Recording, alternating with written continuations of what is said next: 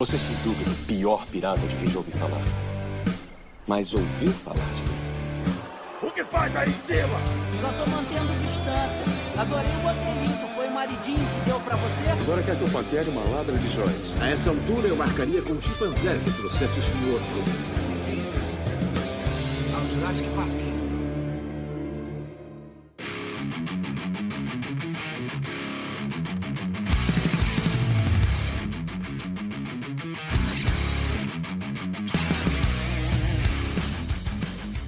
Olá pessoal, sejam bem-vindos ao novo podcast da Rádio Web UFN. Esse novo podcast, Nerd Talks, o nosso primeiro episódio, né? Iremos falar sobre cultura nerd. E o meu convidado é o Lúcio Rico, crítico em cinema e organizador do evento Cine Anime Dreams. Muito obrigado pelo convite.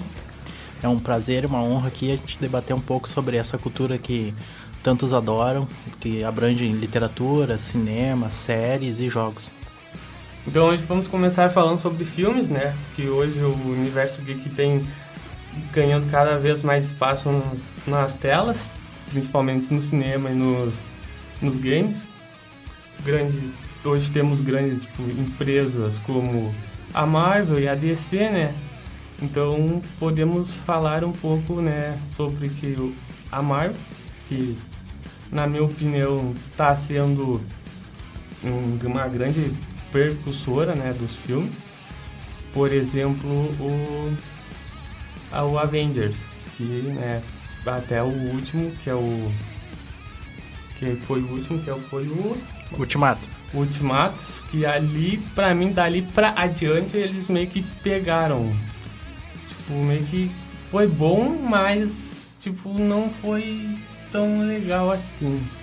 Concordo com você, a questão foi um trabalho lá desde 2008, quando começou com o Homem de Ferro, que foi antes mesmo da Disney comprar a Marvel, que eles começaram como estúdio, porque o interessante sobre isso é que já haviam algumas tentativas de filmes, principalmente com o Bill Bixby, com o Hulk, com o Lou Ferrigno, que foi lá na década de 70, e também teve o filme do Homem-Aranha, que virou que era um episódio especial para virar uma série. Então teve tentativas, teve o filme do Hulk que apareceu inclusive o Thor e apareceu inclusive o Demolidor.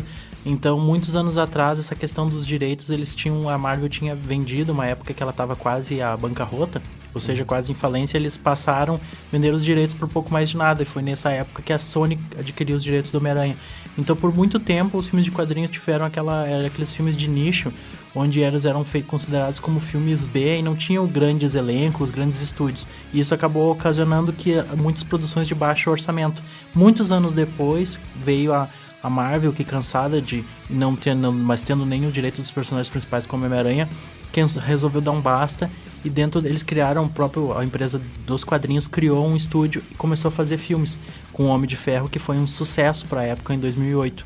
E após alguns anos, aí a Disney, o conglomerado da Disney foi e absorveu a Marvel, e agora eles têm investido em filmes e séries. Só que eles tiveram esse plano que levou 10 anos, que o auge foi o personagem do Thanos, que foi sendo trabalhado, e o auge dele após a Guerra Infinita foi no Ultimato. Só que aí agora tá tendo um crescente declínio, e também com muitas produções, também a Disney começou a trabalhar forte em séries, e aí tá lançando muitos personagens, e tá acabando que não tá tendo a profundidade que teve antes. Então os filmes estão em declínio avançado, e cada vez mais se reflete nas bilheterias, que não tá mais levando os filmes como eram os arrastos quarteirões de antigamente. Sim, aí uma pergunta fica no ar, né? Que será que eles vão mudar aqui ou vão lançar um outro herói que vai ser a mesma merda sempre, né? Que tem filme que eu vi do Homem-Formiga, que na minha opinião péssimo. Foi péssimo, não teve aquele engajamento que teve o Avengers, os outros filmes que era antes da fase 4, né? Exato. Aí e ele era pra ser o pontapé inicial da fase 5. Era pra ser o pontapé da fase 5. Aí, aí veio a série também da She-Hulk, né? Que foi meio ruim por causa dos efeitos. Eu achei ruim por causa dos efeitos especiais. Tanto que estavam fazendo meme já com isso. Sim, não, você está certo que agora, recentemente, veio à baila, né, a notícia de que os estúdios da Marvel, no caso, principalmente pelo caso da Disney, nessa questão de lançar muito, começou a pecar, porque essas grandes empresas, elas contratam em escala mundial. E os programadores, o pessoal que trabalha nessa área, não é tipo uma pessoa específica lá que trabalha nisso, ela trabalha só pra Disney. Ela tem os trabalhos, ela trabalha em empresas e elas recebem muito volume. E estava tendo um problema que esses programadores estavam recebendo muita quantidade e a Disney toda hora estava querendo, não, muda aqui. Ou eles mudam a questão de roteiro, de personagem diretor, muda o diretor. Não, agora tu vai ter que mudar não sei o que. Isso acaba influenciando. O próprio Kevin Feige, ele disse em entrevista que nos próximos passos, agora a Disney vai segurar junto com a Marvel e vai começar a lançar menos várias séries já foram adiadas, filmes já foram adiados, e principalmente exatamente nesse ponto que tu tocou, que eles falaram que, por exemplo, o filme da Marvel, que era pra agora, foi jogado lá pro final do ano, e é um filme especificamente que vai precisar de muitos efeitos especiais, porque são os personagens naquele contexto espacial, onde elas usam os seus poderes, né? Então tem essa questão cósmica muito grande. E isso é uma coisa que vem incomodando as pessoas. Como você mesmo falou, a questão do Homem-Formiga. O Homem-Formiga, um dos problemas, claro, do filme, ele era para ser o final de uma trilogia.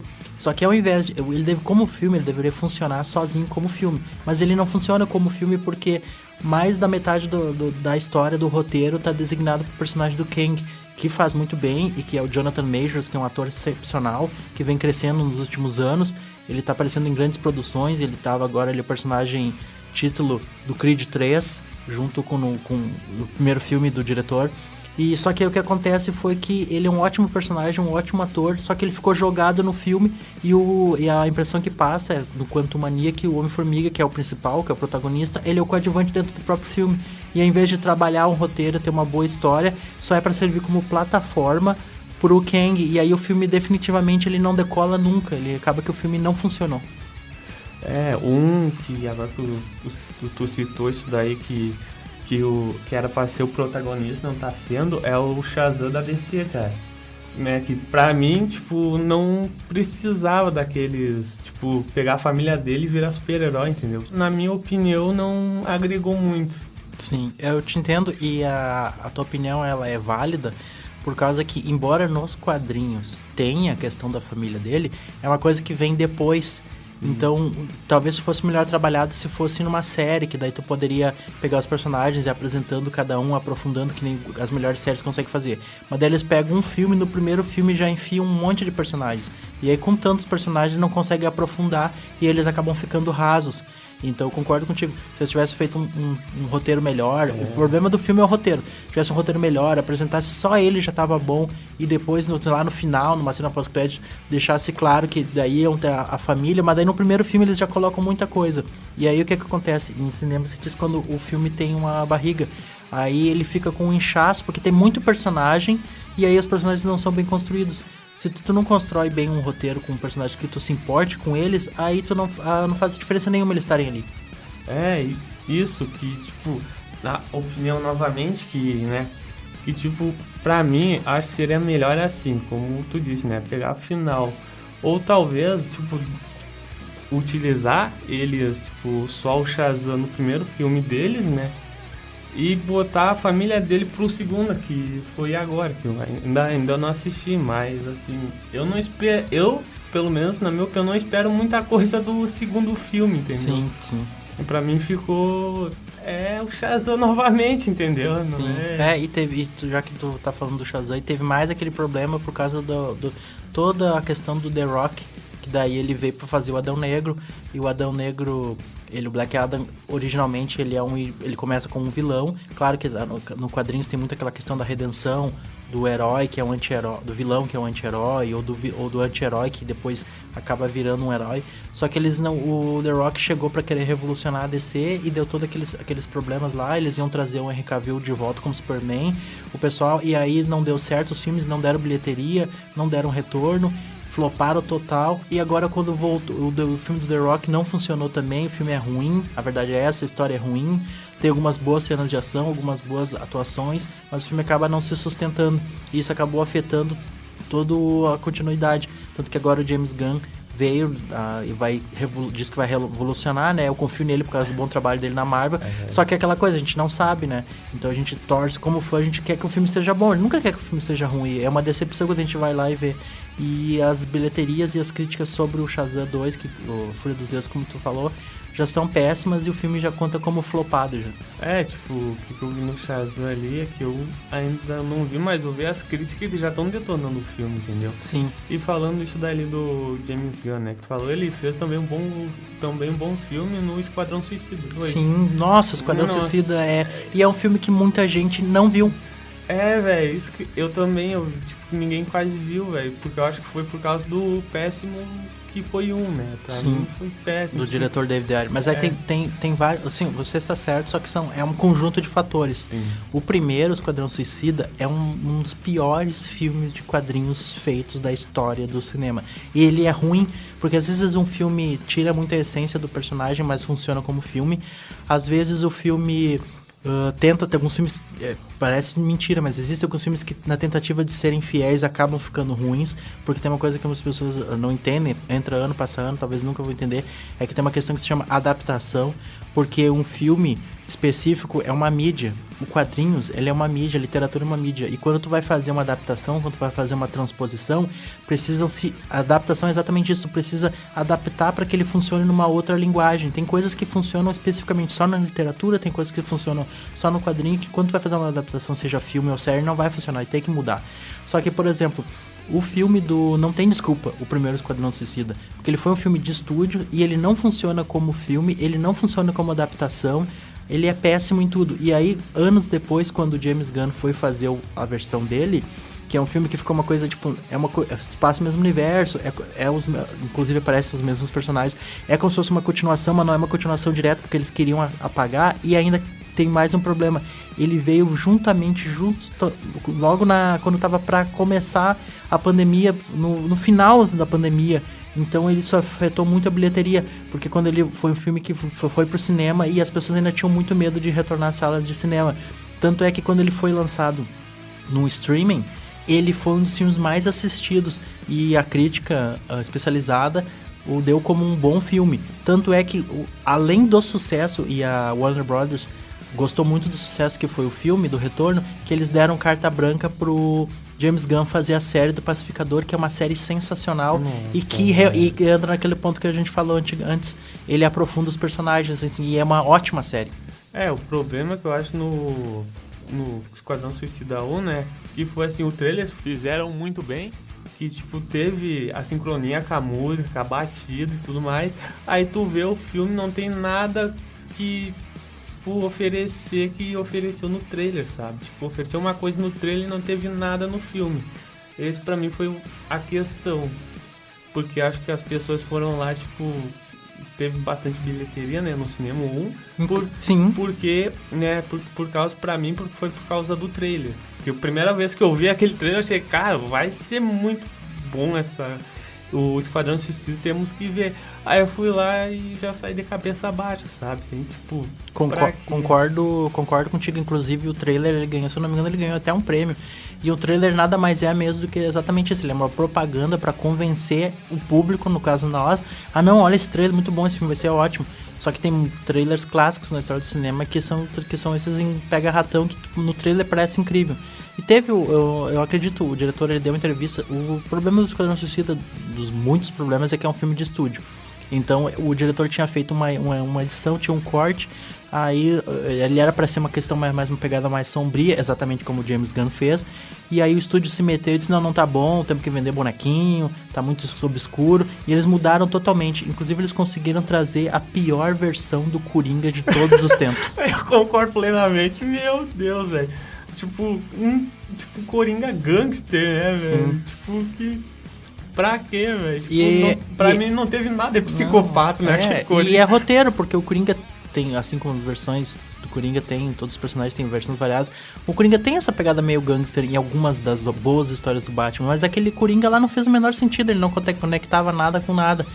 E o Coringa é um dos personagens mais icônicos da história do cinema, né? É um dos poucos personagens que ele foi né, premiado o filme e o ator oscarizado em 2 filmes diferentes, né? Primeiro com o Heath Ledger naquela interpretação icônica do Batman no Cavaleiro das Trevas, do Christopher Nolan, o segundo filme da trilogia, que é um dos melhores filmes da história do cinema, é um dos melhores filmes de adaptação de quadrinhos, e depois, muitos anos depois, que o Joaquin Phoenix fez história de novo com a interpretação icônica dele no Joker. Então ele é um personagem complexo. E o Jared Leto, que não é um mau ator, que tem ótimos filmes no currículo dele, mostrando, ele não conseguiu segurar por causa que a interpretação dele não era ruim, mas sim como ele foi filmado.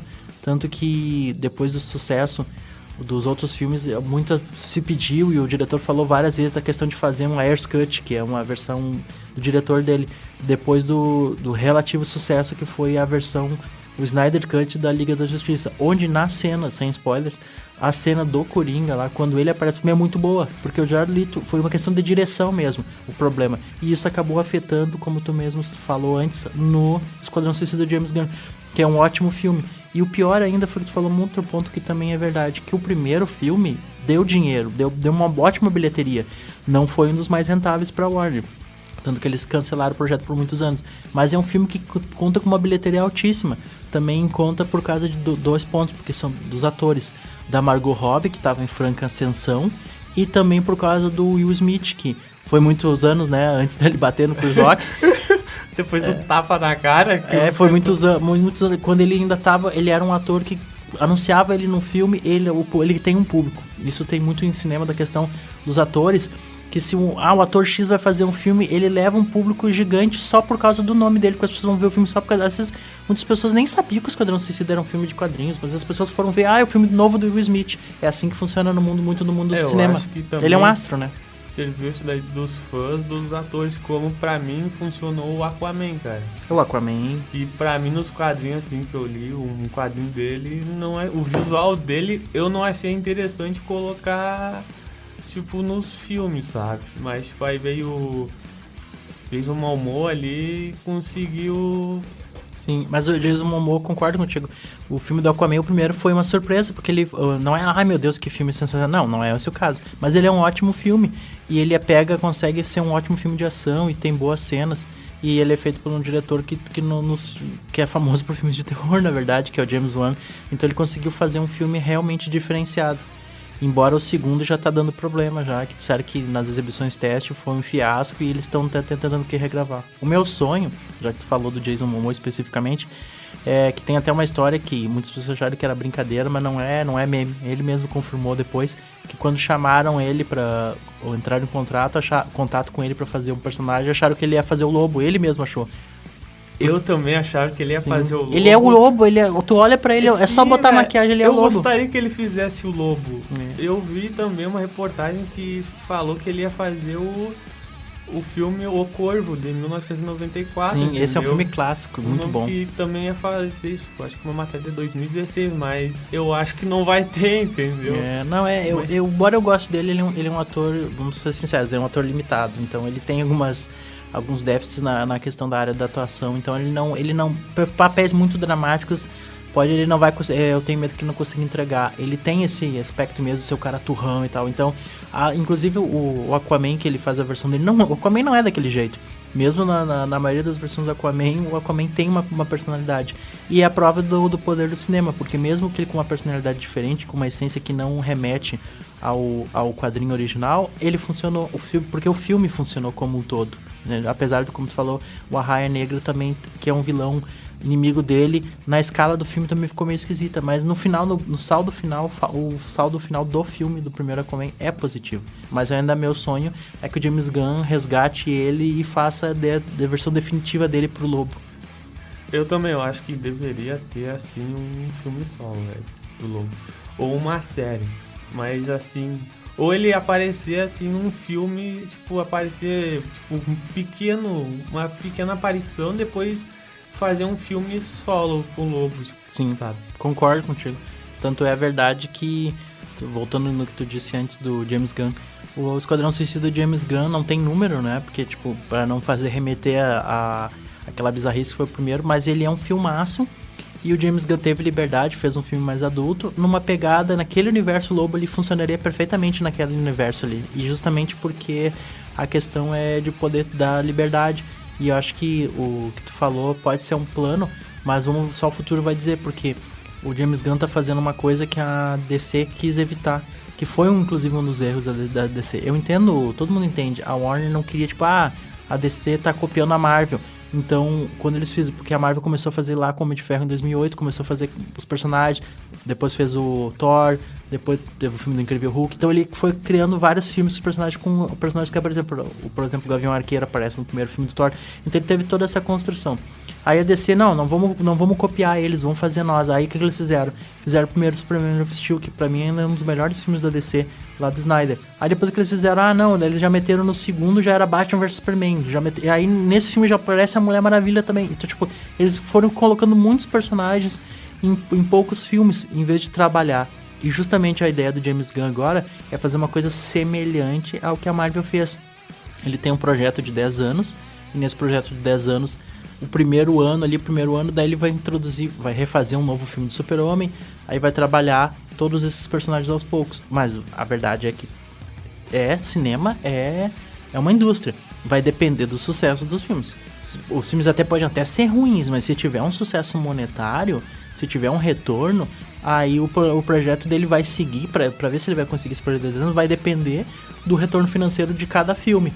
Porque pro estúdio o que importa é o retorno. Se o filme a crítica pode adorar o filme, mas se o filme não der retorno financeiro, eles vão cancelar o plano deles sem perdão. Eu acho isso uma coisa, tipo, muito ruim. Tipo, alguns provavelmente vai dar bom e alguns vão dar ruim. Aí fica meio marcado isso pras pessoas que, tipo, vão olhar algum filme no cinema e ser ruim e vai que esteja uma continuação, tipo o 2. Aí vão dizer, o primeiro foi ruim, tipo o Esquadrão Suicida. O 1 foi péssimo, o 2 foi bom, mas o 2 não teve muita bilheteria. Não. Pra mim foi por causa do primeiro, porque teve essa memória ruim, entendeu? Você está certíssimo. Tanto isso é a prova de que tá flopando agora o Shazam 2. Porque o primeiro filme de Shazam já não é bom, a verdade é essa. Ele já não é um filme bom. Aí o filme depois veio a questão... Nem vou falar dos outros, vamos falar só do universo do Shazam dentro da DC. Aí tem o The Rock, também teve um problema que no filme do Black Adam, ele jogou muito com a expectativa, sabe? Em questão de cinema, menos é mais, muitas vezes. Então, tipo, mesmo que tu vai fazer um filme épico, às vezes tu pode ver filmes que são épicos, mas eles são vendidos como um filme mais... Deveria ter vendido o filme como uma propaganda mais intimista, sabe? E não prometesse tanto, deixasse que o público não fosse ver o filme achando, vamos ver o filme, vai ser assim, sabe? E quando viu o filme, fosse, nossa, o filme é muito bom. Só que o The Rock fez uma propaganda, o estúdio fez uma propaganda exaustiva dizendo que o filme ia ser épico, que o filme ia ser grandioso. E daí as pessoas foram lá ver, isso aí, entende? E isso afetou tanto que as primeiras pessoas, na primeira semana já teve uma queda muito grande. E aí as pessoas foram no boca a boca, que é o que fala sempre no final, não, esse filme não é bom. E aí a crítica já veio, já detonou. E aí a arrecadação foi cada vez mais diminuindo. Isso acabou num efeito cascata que foi culminando exatamente agora no Shazam 2, que é exatamente o que tu disse. Então as pessoas já têm uma memória afetiva ruim do primeiro Shazam, né? Que já foi um filme que já foi bem complicado. Aí o Adão Negro já foi uma porcaria. Aí as pessoas, nem vou gastar meu dinheiro pra ir ver o Shazam 2, e que acabou acontecendo o que tá acontecendo agora. Mas agora estão prometendo o do Flash, né? Pois é. Que diz que vai consertar o universo DC. Eu duvido, velho. E, tipo, no trailer, assim, que eu vi, vai 2 clones dele, né? Uhum. É ele e o clone. Mas eu acho que seria interessante eles pegarem o Flash do filme mesmo, da Liga da Justiça, e o Flash da série, velho. Pra, tipo, colocar os dois. Tipo, não fazer clone. Porque, tipo, agora puxando num outro universo que não é DC e Marvel, teve o Avatar, velho. Que pra mim o 2 foi uma decepção quando botaram o clone do primeiro, entendeu? Que pra mim não colou muito bem, entendeu? O Avatar, o primeiro filme, eu já não acho um filmaço, meu Deus, ele é realmente, tem que se dar a importância dele ter sido revolucionário na questão do 3D, que depois virou uma coisa tão forte que depois vieram muitos filmes que são só apenas convertidos em 3D, ou seja, não faz a menor diferença, eles não são feitos em 3D, apenas os filmes que realmente são feitos com 3D são filmes que realmente valem a pena, e o primeiro Avatar foi. O segundo filme do Avatar, embora eu até tenha achado ele interessante, foi um projeto que levou muitos anos, ele já não revolucionou como revolucionou o primeiro, e a história foi mais do mesmo, e ainda acabou sendo um filme muito extenso, que poderia ter mais de 3 horas, ele poderia, com certeza, ter tirado não vou dizer que tirado 1 hora do filme, porque tem cenas assim belíssimas, que são contemplativas, e que realmente faz sentido a questão do uso da tecnologia, mas tem umas questões de roteiro, onde tem coisas que são demoradas demais, então poderia ter tirado uma meia hora, assim, tranquilo do filme, que teria deixado ele mais enxuto, e teria deixado ele mais dinâmico, mas isso é a minha opinião, né? Também, na minha opinião, assim, o roteiro, tem muito furo de roteiro no Avatar 2. Pra mim, o que ganhou mais foi o visual. O Avatar, a história dele é bem confusa mesmo, não adianta. Ele é simples e aí tenta ter uma profundidade que acaba que não tem. E acho que isso é uma coisa que prejudica bastante a história. Então, voltando, né, para as rivalidades entre Marvel e DC, agora temos novas rivalidades, né, chegando na área do cinema, que é entre a Saga e a Nintendo, ou Sonic, podemos falar, e Mario. Então, na minha opinião, o filme do Mario, né, do Sonic, quer dizer, ele foi bem, o primeiro, foi mais ou menos porque antes teve todo esse problema, é claro, sobre a edição, porque tipo, o visual dele tava ruim. Sim. No primeiro trailer, aí no segundo já deu aquela melhorada, né? Aí o Sonic pra mim foi uma boa, porque pegaram, tipo, que eu me senti meio que dentro por causa do jogo lá em 2D deles, que é, eles fazem, tipo, no mundo lá onde ele abre o anel, tem, né, as voltinhas, aí eu achei isso muito bom. Aí também temos o Jim Carrey, né, que a gente não pode esquecer dele. Sim, ótimo ator. Ótimo ator, que ele fez o Robotnik. Sim. E que no final ali, pra mim, foi excelente quando ele apareceu realmente careca. Então, olha, eu só tenho assim, pelo menos na minha avaliação foi um 6, mas sim um 6 bem dado, entendeu? Sim. Pegando o gancho do que você falou, concordo, porque a rivalidade entre Marvel e DC sempre existiu nos quadrinhos e depois ela foi se repetir no cinema hoje em dia, nos filmes e nas séries. E como tu falou também, a questão da SEGA e da Nintendo, né, tinha a questão dos personagens, né, que tinha o carro-chefe com o Mario e também com o Sonic. E aí teve o filme do Sonic, e que tu falou uma coisa que é interessante, que o primeiro visual dele, que saiu na internet, muita gente reclamou, foi uma das vezes que os fãs se provaram a importância, porque reclamaram e eles refizeram o design dele, porque estava péssimo. Ele tava uma coisa lá muito, muito bizarra, e que virou até motivo de piada e meme. E aí essa atualização que eles fizeram ficou muito boa. E o Jim Carrey brilhou, né, como Robotnik. No primeiro filme é interessante, o segundo acaba ficando mais legal ainda. É uma pena que o Jim Carrey falou praticamente depois do filme ele vai se aposentar, né? Esperamos que ele volte, porque ele é um dos ótimos atores que existem no mundo, com papéis icônicos. E chegando na questão do Mario, o Mario é interessante porque o Mario teve um filme muito antes do Sonic, nos anos 90, mas foi um fiasco. Um filme live action péssimo, porque, por exemplo, o do Sonic ele mesclou, ele fez aquela jogada que no filme do Sonic, o personagem do Sonic, ele é, no caso, né, ele não existe, ele é feito ali por CGI, e só que ele interage com personagens tridimensionais do 2D live action, como, né, realmente que existem. Então eles optaram por fazer um filme com personagem no mundo real, né? Tal qual, por exemplo, eram as séries antigas clássicas dos Muppets lá, que é uns bonecos com personagens, só que no caso do CGI. Isso é sempre uma escolha arriscada. O último filme do Tom e Jerry também fizeram os personagens em desenho, no caso cartoon, interagindo com personagens de carne e osso. E aí o Mario teve essa questão de que teve esse filme que foi tá na lista das piores adaptações de todos os tempos, The Games, né? Que games é uma coisa muito complicada. Tá aí, é um tema pra gente falar em outro podcast, no próximo episódio, sobre adaptações. Hoje tá muito à baila a questão do sucesso da série do Last of Us, né? Mas voltando. Então tem essa questão do Mario. O Mario teve esse filme que foi péssimo, uma das piores adaptações. Tem bons atores, mas é uma adaptação péssima e é um filme pior ainda, gente. E aí agora vai sair, um mês que vem inclusive, e agora em abril vai sair uma animação do Mario. E essa animação é bem interessante porque daí a escolha do estúdio foi fazer realmente, não tem personagens de carne e osso, é só, única e exclusivamente uma animação. Só que ela é um deleite aos olhos, assim, se tu olha assim, o coração do fã fica quentinho, porque eles resolveram fazer uma coisa com qualidade. Mas uma coisa que já deu, é difícil não ter polêmica, né? Uma coisa que já tá dando problema é a questão da dublagem. A dublagem do mundo é reconhecida como a do Brasil, como uma das melhores dublagens do mundo, assim. Temos ótimos dubladores, temos grandes trabalhos, mas, por exemplo, a dublagem, fizeram um vídeo de comparação que a dublagem do personagem do Mario, nos Estados Unidos especificamente, ficou uma das mais criticadas. Por quê? Porque o Chris Pratt, que eu gosto dele, né, o eterno Peter Quill, do Guardiões da Galáxia da Marvel, ele só fez a voz do Mario americanizada. Enquanto que outras dublagens de outros países, na hora de dublar o Mario, fizeram ele com toque italiano. E principalmente a brasileira. A brasileira já é uma das melhores dublagens do mundo. E a dublagem do personagem do Mario ficou muito boa, porque fizeram ele a questão de fazer ele dar essa questão dessa pegada italiana na voz.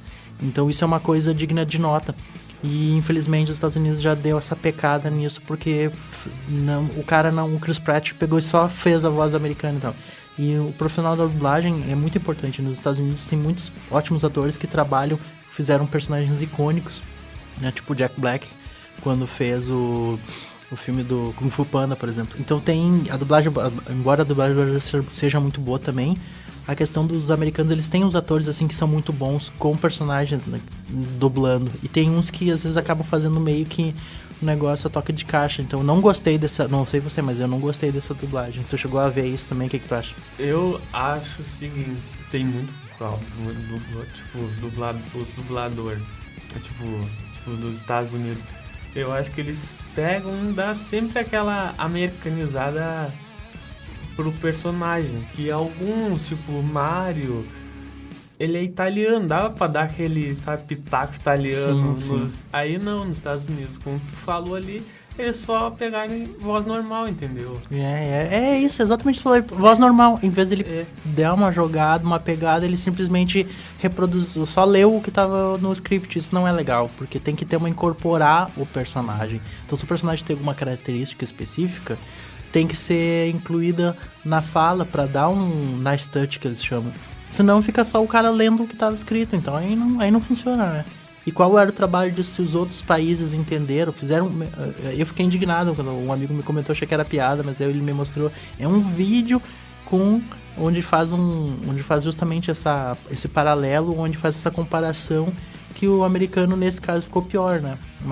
Mas mesmo assim, mesmo tendo esse problema, essa animação promete, né? Porque ela tá uma coisa assim muito bem feita. Então tudo leva a crer que vai ser um sucesso. Também tô achando e espero que a geração passada e a nova agora se ajuntem no cinema pra olhar, né? Porque, sim, assim... eu acho que esse é um filme que vai atrair todos os públicos, desde as crianças que vão assistir, né? E daí, por isso que é bom, importante ter a versão dublada, né? E vai ter os adultos nostálgicos que jogaram o jogo, né? Que terminaram e vão escutar eles agora. Com essa onda, né, de filmes e séries, temos eventos de nerds, né, como o Comic Con, e aqui em Santa Maria temos o evento Shin Anime Dreams, né, que pra mim, o Shin, pelo menos para pessoas que gostam de nerds, é muito bom. Sim, o evento, obrigado pelo convite, né, mais uma vez. Eu, como organizador, o evento do Shin agora vai fazer 15 anos. Esse ano são muitos anos fazendo. E ele tá cheio de atrações, né? E vai ser agora a gente faz o convite a todos, dia 8 e 9 de abril, né? Sábado e domingo, respectivamente. Né? Agora falta menos de um mês. Lá na Praça Céu, que é um espaço bem legal, lá bem amplo, que tem quadra, tem onde vai estar os stands, tem lá o espaço onde vai ter as atividades. Vai ter a área dos games, entendeu? Vai ter o espaço, vai ter lá atividades de K-pop, pessoal que adora. Vai ter os quiz, vai ter painel, corrida Naruto, karaokê, que é onde as pessoas vão lá e cantam, né? O concurso gamer, que é onde as pessoas vão jogar, uma série de atividades, meio de café. E aí vai ser gratuito, né? Sábado e domingo. Então, das 14 horas, das 2 da tarde até as 19. Então vai ser bem legal. Então, e lá vai ter todas essas atividades. E vai ter exatamente, tu falou uma coisa que as pessoas gostam muito, principalmente hoje também muito com séries, com jogos, né? Mas também começou por causa dos animes e por causa dos filmes, que é as pessoas que fazem cosplay. Então as pessoas vão trajadas a rigor com as roupas dos personagens que elas gostam. E daí do domingo vai ter o concurso cosplay. Então o pessoal adora ir encarnar os personagens, entrar, porque tu sente que tá nesse universo.